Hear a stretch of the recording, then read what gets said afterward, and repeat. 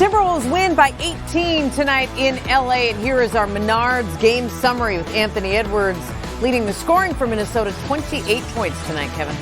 Yeah, 6 players in double figures for Minnesota. The ball was moving, the 35 assists on 49 field goals. That's encouraging. Defensively, they were solid too, Marnie.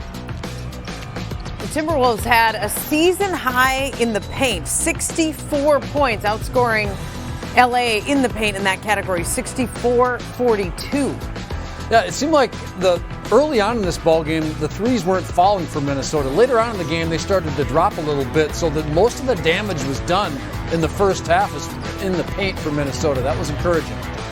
And the Timberwolves also turned over the Clippers 21 times and scored 31 points off of those turnovers. There are 2 of Jared Vanderbilt's 8 points, but really a good job defensively by Minnesota, and defense leading to offense, as we've seen the Timberwolves do all season. 34 assists is the season high. We said the paint points, 64, that's the season high. And Taurean Prince had a season high 17 points as well. He spoke tonight in Los Angeles after the game.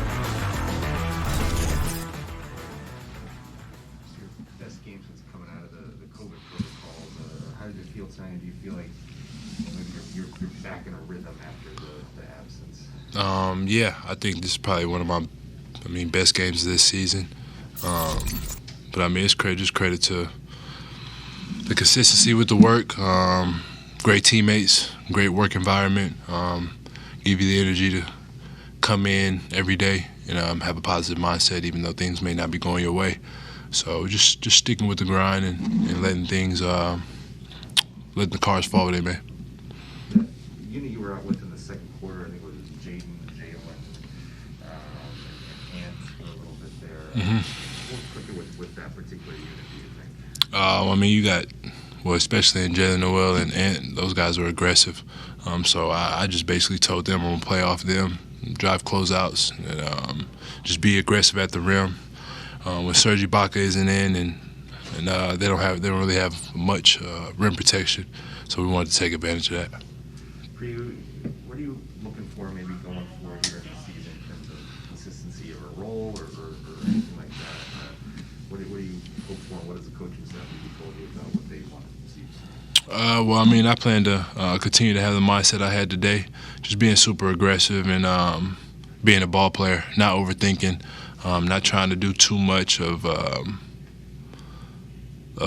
anything outside of my box. Just play closeouts, drive closeouts, make layups, hit threes, and lock up on defense.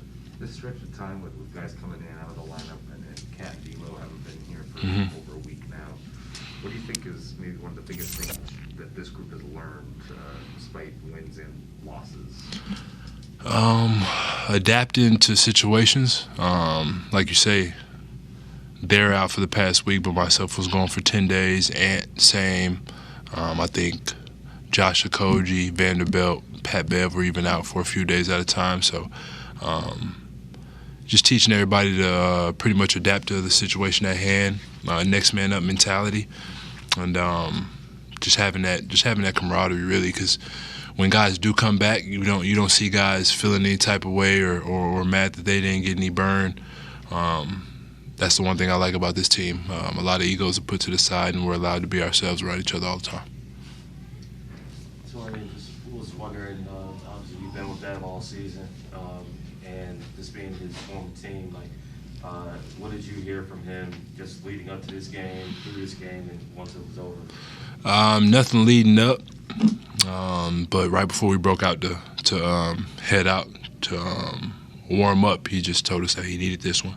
So for that, we know what that means, and for us to go out there and put on a performance that we did as a collective group for him, knowing that obviously this is his old team and he wants that dub. So I think it was just perfect how it played out.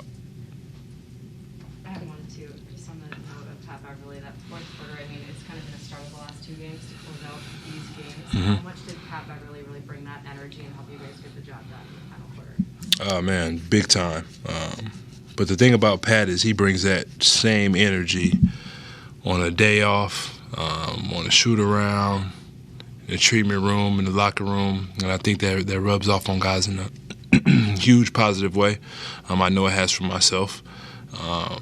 Just being able to lock in at a certain level for a certain amount of time is part of being a pro, and I think he's brought that to the table and showed a lot of guys who haven't been here for too long what it is to lock in, and I think that helps us as an entire group. We'll go to the Zoom free. We'll go Jason and Dave. Jason, go ahead.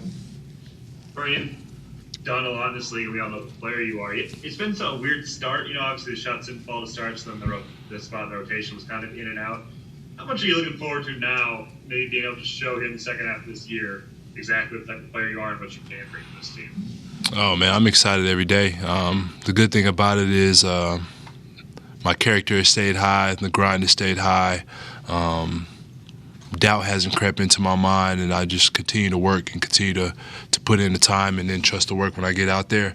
Like you said, it hasn't really went my way, but I'm optimistic, and I'm pretty a positive mental person. So I plan to continue on like I did today, and I knew it was a matter of time, but like I said, it's all credit to my coaches, teams, keeping my mindset right and allowing me to continue to be myself and being patient. But I believe I've been here, but I'm for sure here now. Being that the type of game I had today, I'm just trying to, like you say, have that consistency and continue on.